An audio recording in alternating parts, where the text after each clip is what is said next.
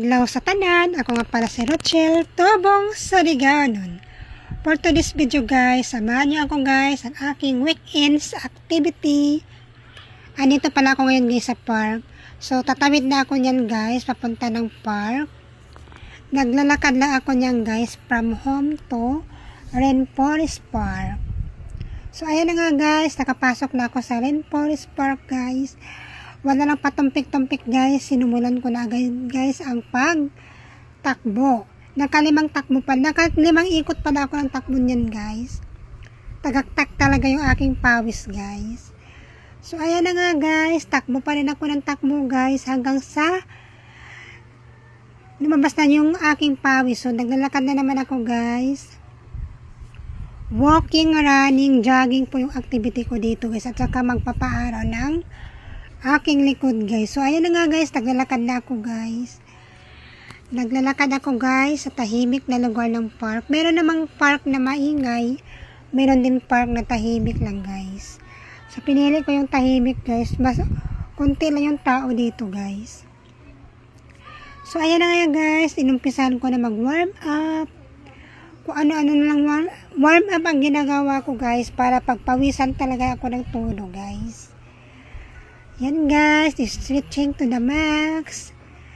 Nag-stretching to the max ako niyan guys. Kung ano-ano na lang talaga guys para mapa-circulate kong aking dugo guys. Grabe guys, ang sarap sa pakiramdam na pinagpawisan ng todo. Parang nabubuhay lahat ng dugo na natutulog guys. Pati yung ugat mo guys na natutulog. Nabubuhay talaga sila guys. Grabe yung pawis ko yan guys. Tagaktak yung pawis ko guys. Ang ganda, ang kagandahan guys. Ang ganda ng panahon. Walang ulan, walang hangin. Walang init. Sakto lang yung panahon guys. So mag-i-enjoy ka talaga dito sa park guys.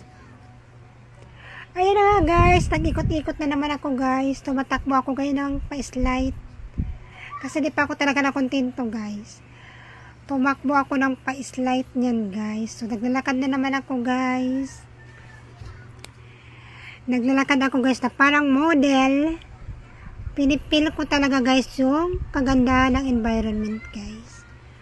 Ang sarap kasi guys. So ayan na nga guys, init na ako guys. Hinubad ko na yung aking jacket guys at nagpapaaraw na ako niyan guys. Kasi bagong silang na yung araw guys. Bagong sibol pala.